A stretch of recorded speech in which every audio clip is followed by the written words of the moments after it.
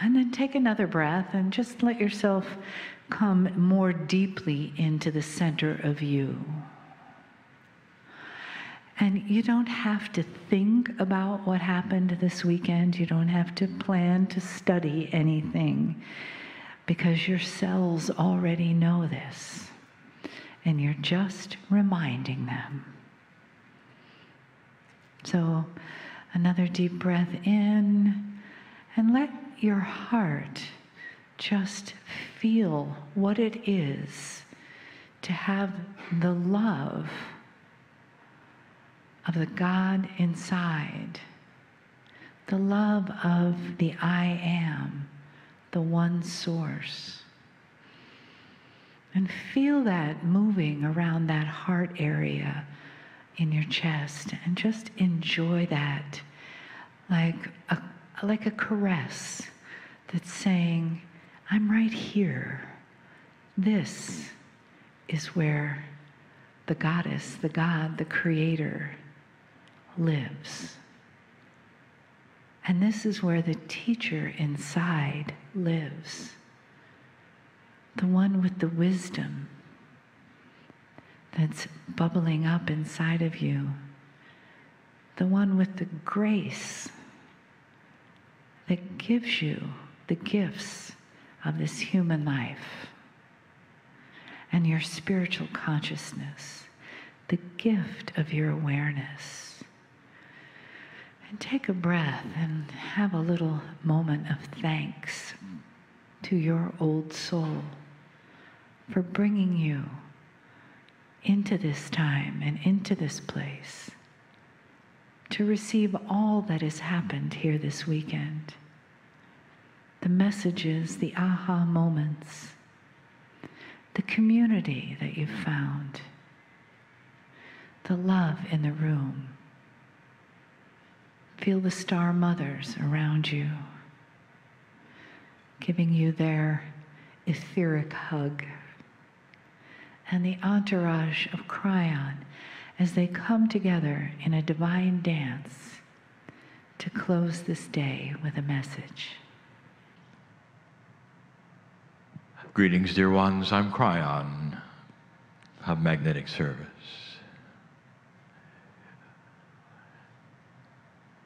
This is the conclusion of a 2-day teaching event. And the channel that is being presented is mainly for those who are here, in the room, who have gone through the teaching and will understand it far better than if you simply tuned in. And so it's specific. And yet, even in that attribute of specificity, there will be those who will learn. I want to talk about the teaching wheel. In December, a few months ago, in 2017, I opened the subject. And the reasoning behind this was more than simply to give you information about what Lemuria might have been like. It was to start exposing to the planet the absolute core teachings from the source. The source, which is what you would call God, a word that you put together, a word that you assigned a gender to.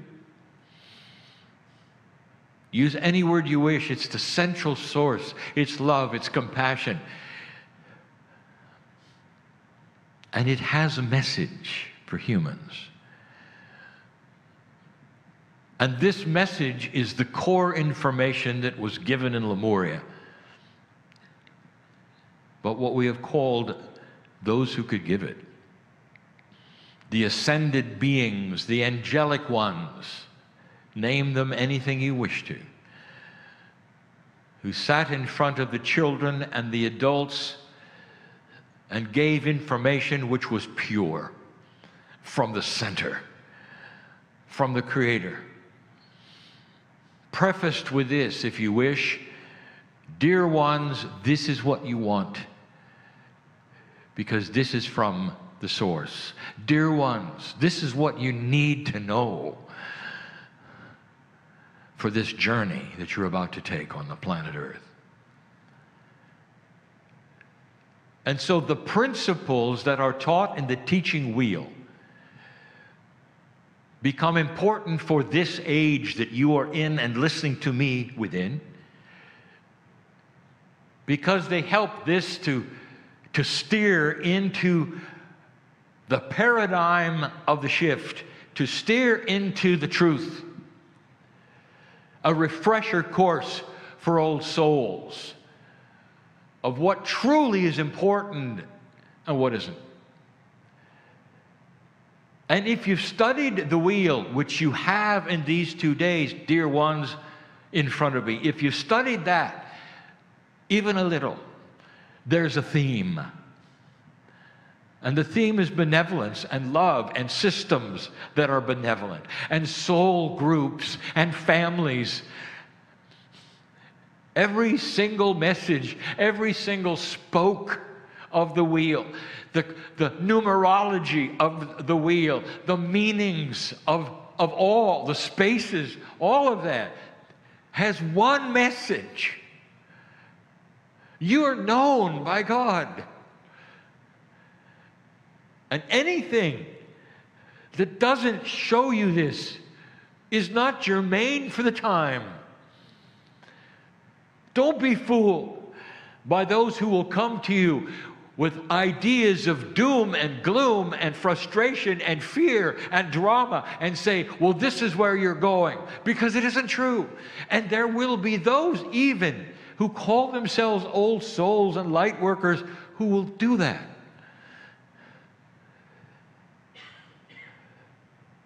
And that's habit, dear ones. That's all it is. There'll be no dark purpose that they will do that. It's simply habit. The habit of an old energy. That's what this is for. So I'm going on record at the moment to give you the reasoning why in December I sat between 2 Lemurian women and gave the message that I did. To reacquaint you with the beauty of the central source that you come from. To reacquaint you with the purity of love from which all things have come. And some of you will resound to the information even though it's different than what you think it may be, or that you've learned something that is different. And in that which is your own intuitive power, you can decide if it resounds, if it's correct, and if it makes any difference than the way you think. I'd love to simply continue the story as if I had the Lemurian women sitting next to me now. I don't need to pull on their kosh of those women because I was there. I was there. Although Kryon has never been a human being, that which you call Kryon, that group which you're hearing now, that soul group was here. It's almost like a cheering section for thousands of years, watching what happened on other worlds happen here. Watching the DNA of an animal called human change to a sacred vessel that was magnificent and filled with God. That's the creation story. That's the one you learned even from the scriptures. A real shift, a change. And then everything started to move in a different way with free choice, knowledge, and the puzzle began. I want to present you with something as though we were right back in Hawaii. I want to tell you a little bit more about the mirror spoke. Now, this is germane only to those who are here and have studied with me, my partner, and my partner's partner today. The discussion about the mirror, profound it has been from all of you. For most here, old souls have learned about what it is that you reflect to others and even back to yourself. And the idea of mirroring God in you is primary. But this concept was completely and totally unknown and new. Core information to the innocents that sat as the children wanting to hear from that beautiful master mother. What is it that God has and wants you to know? And they took it to lengths beyond what you would think they would do. And there was ultra simplicity because it was the beginning of a teaching. For you, elegant, complex to some, and understood. To them, not. Today you open a book and quote from it. Imagine the child who's never read anything. You don't open a book and read anything because you don't have the paradigm of reading. You don't have that paradigm of written language. You don't even have letters. That's how primitive they were, and open and ready and new. For a Pleiadian mother to sit and say, this is what 23 chromosomes means. You're a part of a system of creation, and it's beautiful. And spoke by spoke until you get to the mirror. And when you get to the mirror, you're not all going to understand. Did you notice that one of the attributes called reflections of yourself was in the children's teaching, not the adult teaching? It's a concept that the kids loved because of what they did with it and what the Lemurian mother did with it, who was Pleiadian. The master consciousness of the teachers understood human nature. The human nature of the Lemurian, the beginning, understood because they had been there. They had worked with it. They were master teachers. And because of that, they knew what to do for self-teaching. The ahas that the kids would have. So let's start where we left off in Hawaii. Let's talk about Lemuria, and let's talk about the mirror. First of all, there were no mirrors in Lemuria. You know that, don't you? No glass, no metal. And so there was only one way to get a reflection. And of course, that was the water.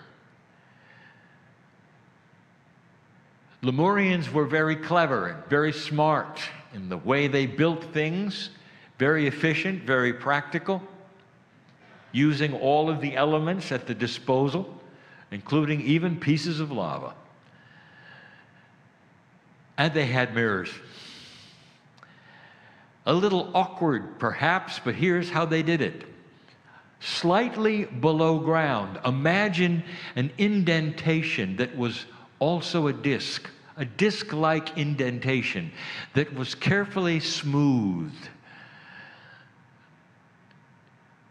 The Lemurians using their hands, working the puzzle to make it level and smooth, this indentation, so when they poured water in it, it would be perfect.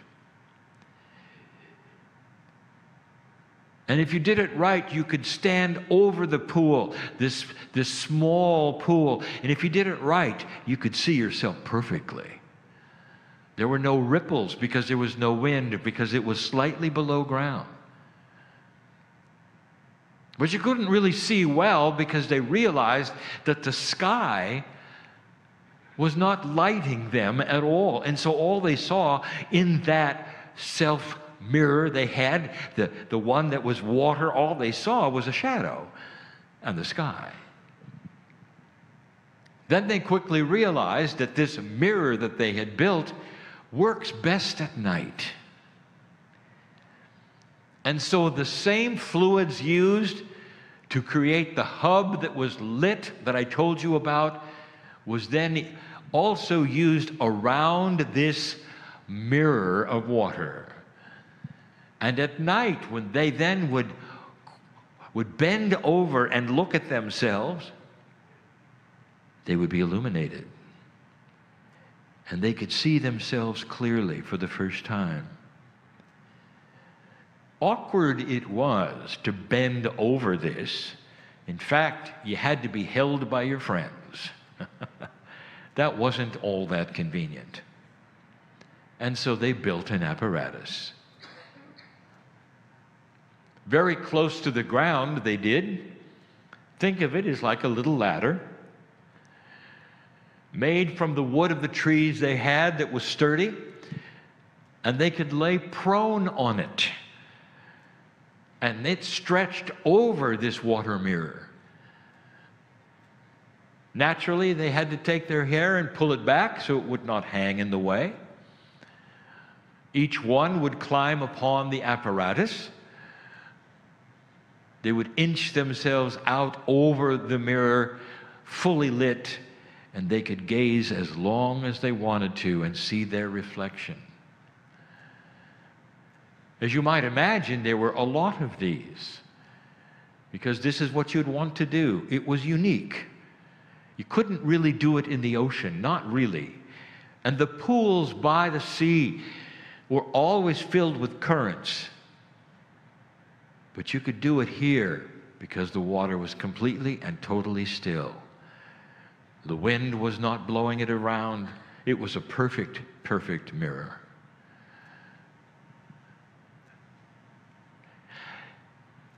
The Pleiadian teachers instructed the children one at a time to gather around and play reflections of yourself. And one by one, the children, laughing and giddy with joy, would stretch themselves out and look at themselves. And the master teacher would say, "All right, everyone, quiet." And the one who looked in the mirror would be asked, "And what do you see?" And the children, being children, wouldn't say, "Well, I see a face." They would make up things. And the child would say, "I see a fish."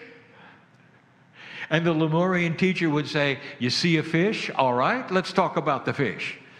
And before the child could say, "Well, I was only pretending," they were a fish.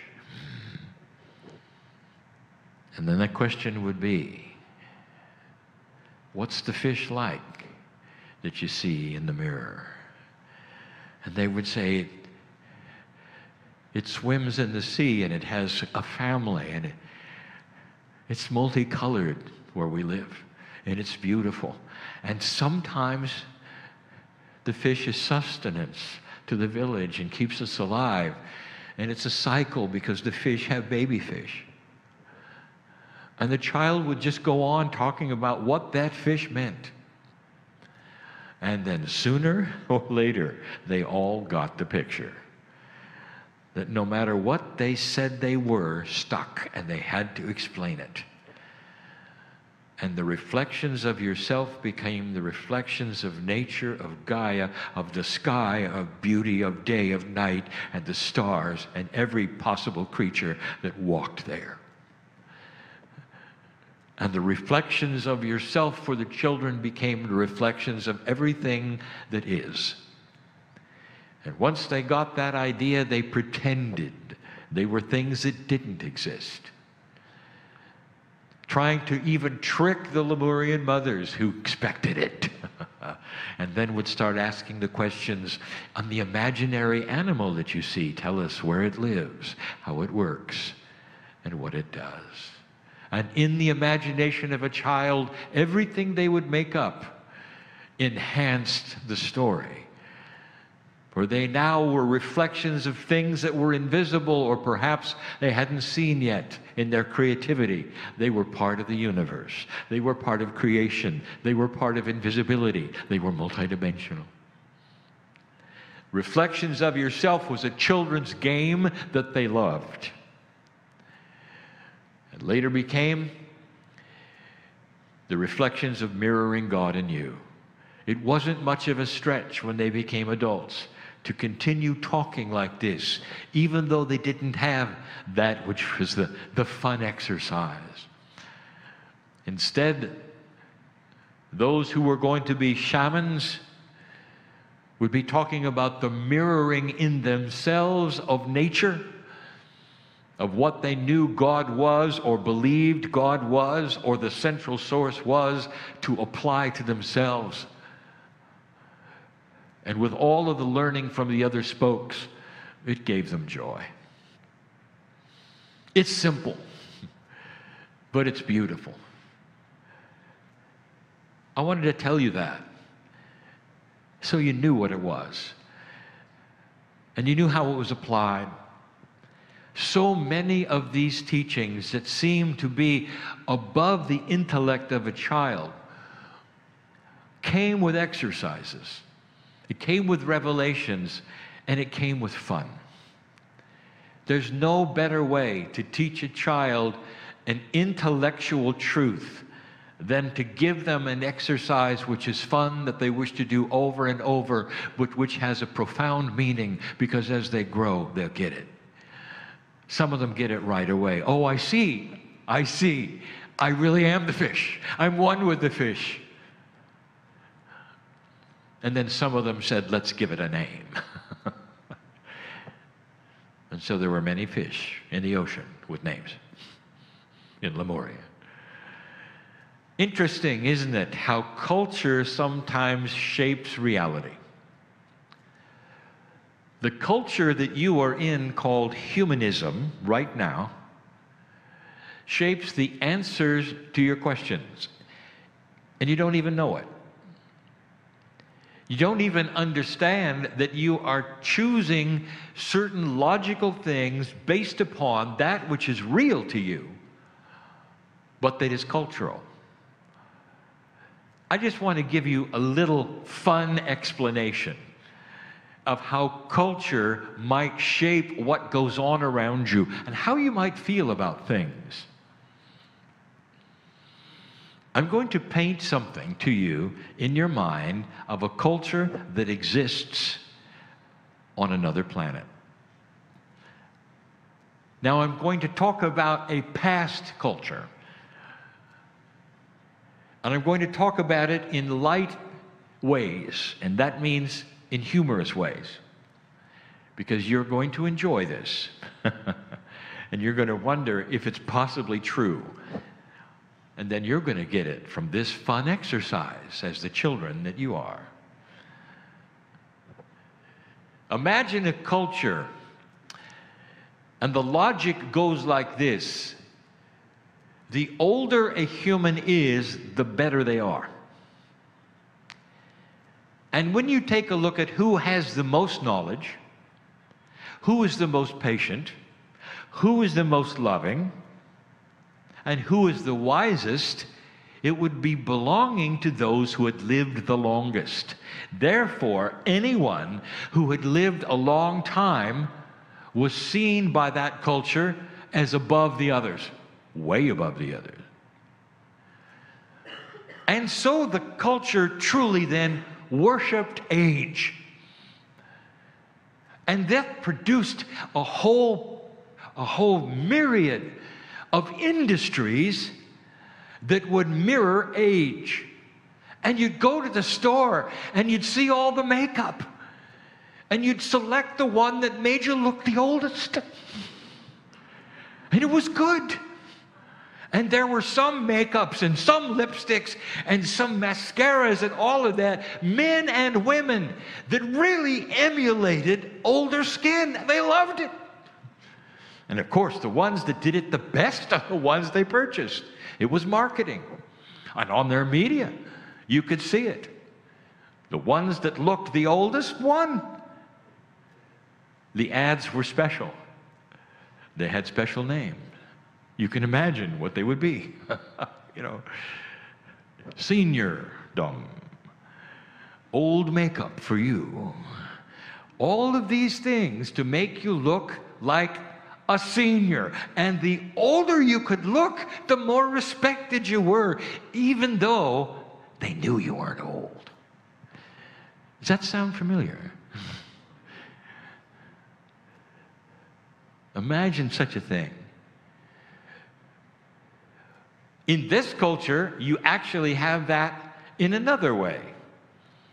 Against all odds, to some of you here, the young people have decided to make their clothes look old. And the older their clothes can look, the better they are. So you have old-looking clothes on young people, and that's a paradigm. It's a culture. But if you had this culture where age was respected so much that everyone wanted to look like a senior, can you imagine the hair products? How many shades of gray? They were all great. And everyone was gray. Now, this seems humorous and funny. It exists, or did, at one time in a culture on a planet, in this galaxy. And you'd say, well, how quaint and how interesting. And the only reason I give it to you is, can you imagine now asking them some questions about life, about spiritual things, about how things might work, and the answers would be completely and totally twisted to represent what they believe is best. I give you this only to show you that paradigm shift really does change what you think and how you think. And so we invite you yet again to get out of a box that you're in now, where you think you understand the way things work and what is important. A box that wipes away supposedly everything that you were taught. It's impossible, dear ones, truly to do that. But you can work at it to a degree that you'll come to as neutral place as you can be, to ask some of the questions of yourself, to look in the mirror and say, who am I? Without seeing old. To look in the mirror and see God in yourself, a reflection of yourself back that says, indeed, I may be a fish. I may be a tree. Because everything is one. And the systems that I think are separate are not. And the paradigm that I grew up in, and what I learned, and what is taught as good or not good is cultural and temporary. And the real truth is what I see in the mirror. It's a mirror that reflects the Creator and me. And together with my higher self, I will go from this place, you might say, and I will mirror what I see here as God everywhere I go. Not caring what the culture thinks, not caring at all what I've been taught, but instead caring about compassion, kindness, reaction to others, reaction of self, seeing the mirror that I see in mine in everyone else, projecting the energy of love being compassionate where others are not, having the wisdom of reflection. Some of you will understand this message, some of you will not. But that's the way of it, dear ones. That's the free choice of it. I've given a specific message about a specific spoke in the teaching wheel for those specifically here. But I'm telling my partner that this also should be put out for others, because there will be others eventually who will study the spoke, who will see and understand some of the cryptic things I just gave you. Before I say what I always say in closing, I will remind you yet again, the purpose of channeling at this time on earth in the shift is the same purpose as the reason we give you the teaching wheel. Core truths of love, compassion, kindness, benevolence is the way human nature will become. It's inevitable as you study yourselves and evolve that light will guide the way. That it won't happen immediately, and there will be impatience, and even those eventually who will say it's a joke, that it's not happening. Even as they stand among light workers who are evolving, they won't see what you see. And I say this so that you get ready for dissension, those who will not believe, light workers who will drop away because it's too hard, but that pursuing old souls in pursuit of this truth, those who pursue this, will find a core that will guide them, and as I said earlier today, will expand and explode in awakening where you can never go back. And truly it'll extend your life, and you'll see that. And truly it'll change what you thought was unchangeable, and you'll see that. And so it becomes more personal than anything else, so that no one can ever talk you out of this truth. No one can ever talk you out of love. And that is the core. And so it is.